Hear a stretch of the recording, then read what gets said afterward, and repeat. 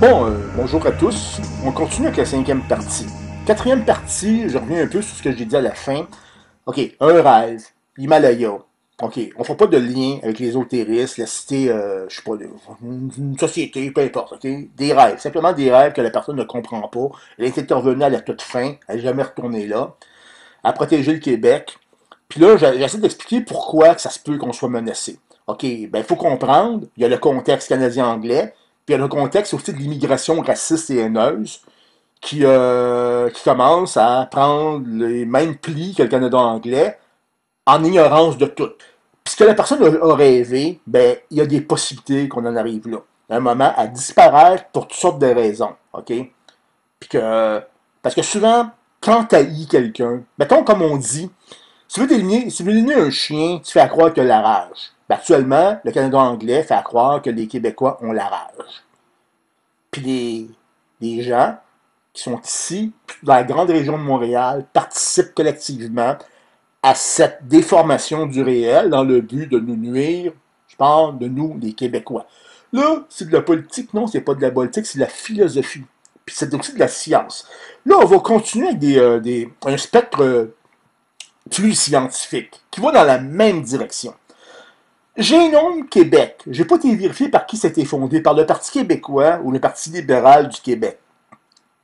C'est dans le but d'aller chercher un portrait génétique des Québécois. OK. Puis là, ils sont arrivés à des conclusions qui sont hébergées par l'Université McGill, dit en passant, qui sont consultées par toute l'université planétaire, puis qui peuvent interpréter ça, eux autres aussi, à des fins raciales. OK. Mettons, les personnes racistes et haineuses qui sont à Montréal, probablement qu'ils n'ont jamais lu ces études-là, parce que ça dépasse leur spectre de conscience, OK? Sauf que si jamais ils vont mettre la main là-dessus, ils vont dire, on sait bien des raisons pour nous autres, pour nous dire qu'ils devraient disparaître. Bon. C'est quoi la raison? C'est que Côte-Nord, Lac-Saint-Jean, il y a des quatre maladies génétiquement transmissibles que les Québécois transmettent. Bon, c'est pas grave. OK, c'est pas grave. Sauf que c'est juste le Québec. C'est pas le Canada anglais, c'est le Québec parce que c'est Génome Québec. Puis on dirait qu'au Québec, on a toujours été bien servi pour dénigrer les Québécois. Parce qu'on est aussi, une grosse partie du Québec est aussi ancrée dans la mentalité du Canada anglais. OK? Radoté, méprisé, accusé, comme on l'a vu avec la grosse maladie au niveau de la science. Bon, là, la question que je pose, qu'est-ce qu'on fait avec ça? Admettons qu'on s'en va d'une mouvance mondiale. Puis il y a quelqu'un qui décide qu'on est trop sur la planète. Puis qu'on doit devoir procéder par une application des mathématiques, OK, de la vie, par rapport à la collectivité. Ben à ce moment-là, ça se peut qu'à un moment qu'on arrive à une société, on va décider qu'il y a des personnes qui n'auront pas le droit de procréer. Qui? Génome Québec les aide. Ça, c'est mon avis.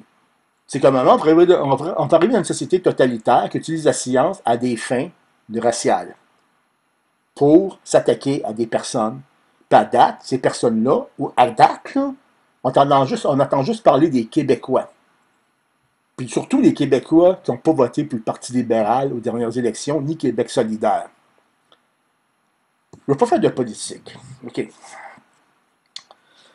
Là, maintenant, on va continuer. Quand on parle du mépris du Québec,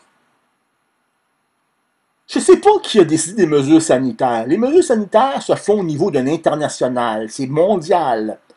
Ce que Québec fait, la France le fait, d'autres pays le font. Est-ce que c'est ordonné par des firmes de relations publiques, par l'OMS, par des plutocrates? Je ne le sais pas.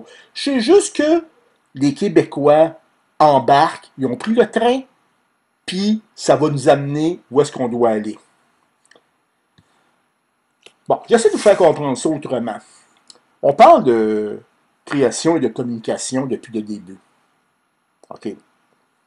Qu'est-ce qui a mangé du purin durant les mesures sanitaires puis en mange encore aujourd'hui?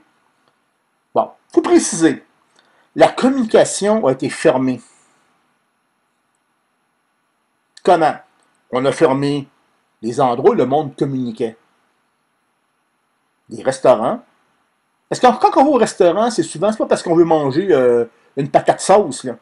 C'est parce qu'on veut, des fois, être en compagnie de quelqu'un puis jaser de n'importe quoi. Puis ça nous fait du bien, on retourne à la maison. Ah, j'ai parlé de tout ça, j'ai réussi à en parler. Des choses, des fois, que les travailleurs là, qui sont brûlés, que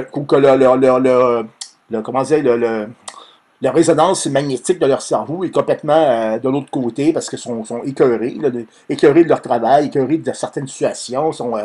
Puis là, ils ont juste besoin de communiquer. Pour des fois, sentir un peu la flamme de la vie en eux.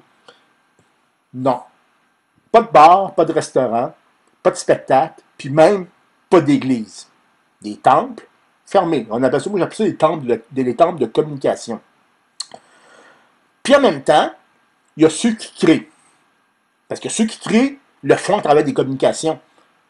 Parce que pour créer, il faut que tu communiques. Si tu n'as rien à dire, si tu ne reçois rien comme communication, tu risques de ne pas transmettre rien aussi, puis tu risques de rien créer pour transmettre quelque chose. Euh, qui a mangé de la merde? Les artistes locaux. OK. Plus de spectacle, plus rien. C'est fini. OK. Pas seulement les artistes, les chefs cuisiniers. Les chefs cuisiniers, c'est des créateurs. Les gens qui font des ébénisteries. Eux autres, c'est pour d'autres raisons. C'est que le bois était plus achetable. Vous savez qu'à un moment, on peut dire que notre société est en pleine transformation, OK, à travers, avec la grosse maladie, où on a attaqué les repères de communication et de création typiquement locales. Parce qu'en même temps, faut comprendre que ça continuait, ben ça continuait à l'avantage des anglo-saxons. Entre autres, les grosses firmes californiennes, le GAFAM, puis tout ce qui tout ce qui peut ressembler à des conglomérats de multinationales qui gèrent les télécommunications.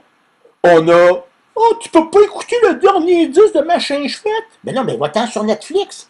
Va sniffer les clubs de Britney Spears. Les repères, ils n'ont jamais été autant de l'anglosphère. On disait aux gens, hey, le panier bleu, sont chez les artistes locaux. Après ça, ils faisaient jouer de la musique de Californie dans le radio.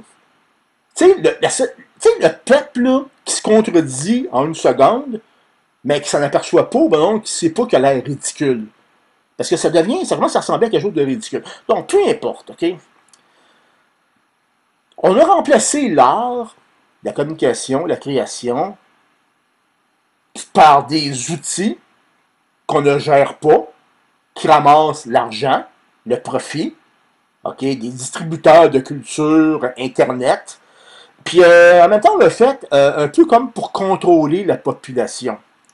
Euh, Parce que ça s'est fait strictement à l'avantage de médias électroniques qui aujourd'hui, que ce soit le GAFAM ou encore les stations de télévision et de radio d'ici, ou les journaux, ça a tombé dans la propagande et des analyses faussées du réel.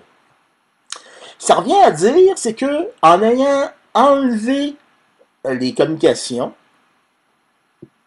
en les ayant transformées à l'avantage des étrangers, bon, on a aussi profité de la création de réseaux qui ressemblent beaucoup à des réseaux de propagande. Puis ça, quand on fait des comparaisons avec les systèmes totalitaires, ça commence à ressembler à ça. La seule différence, c'est que les artistes, on les a pas encore tués dans des camps de concentration ou enfermés au goulag. Ça ne veut pas dire que ça ne ferait pas arriver un jour, mais sauf que on les a enfermés différemment. Parce que la personne qui fait, mettons, des disques puis que Radio-Canada, il l'aime pas. Mettons mon oncle Serge, OK? Mais mettons que tu dois te battre assez durement pour pouvoir vendre un disque. Parce que tu n'es pas conforme à la rhétorique, autant politique, sociale que sanitaire, de ceux qui exercent le contrôle sur les communications dans le but de contrôler aussi les créations. À l'avantage de qui?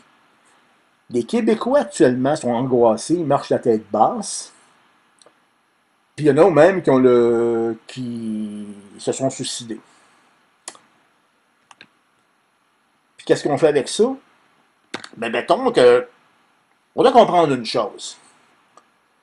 Ce qu'on vit là, avec les grosses maladies, ça s'exprime par un changement de paradigme. Des changements de paradigme qui sont là pour remettre en question nos créations et façons de communiquer, qui sont associés à l'ancien monde.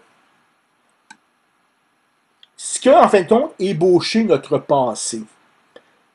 Ça revient à dire que si on veut préparer la disparition d'un peuple, il n'y a rien de mieux que s'attaquer à sa création puis à sa façon de communiquer. C'est ce qu'on vit actuellement.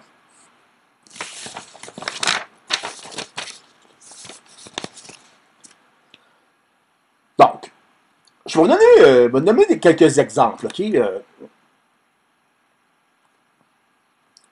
Ces changements de paradigme, c'est pas nous. Ça se perd au Québec, mais c'est pas nous qui avons décidé ça. Ça fait déjà longtemps que c'est décidé par le corporatiste. La science a produit des substances hautement toxiques. Les Québécois en consomment, l'Europe, les États-Unis, partout en consomment. Des aliments transgéniques, des aliments synthétiques. Puis maintenant, ils ont façonné les communications pour nous vendre de la marde. La merde. Puis là, avec la grosse maladie, c'est ces gens-là qui ont survécu. Parce qu'ils font comme de la bouffe numérique.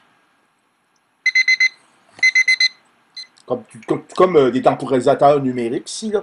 Ça fait qu'à un moment, on va revenir là-dessus plus tard, là, c'est que, juste pour terminer mon exemple, pendant qu'il y a des restaurants qui étaient fermés, là, où le chef se rend d'un marché, puis il choisit qu'est-ce qu'il va faire comme dîner selon ce qu'il y a chez le marchand, à 7 heures le matin. Mais pendant ce temps-là, là, la bouffe numérique, elle, numéro 1. 30 secondes d'un bar, 30 secondes de l'autre, le temporisateur il arrête, t'amènes ça de l'autre côté, mets ça dans deux pains, t'as 30 minutes, tout est mesuré, tout est pesé, tout est contrôlé, puis ça arrive dans la bouche du consommateur, puis après ça, il s'envoie à la salle de bain.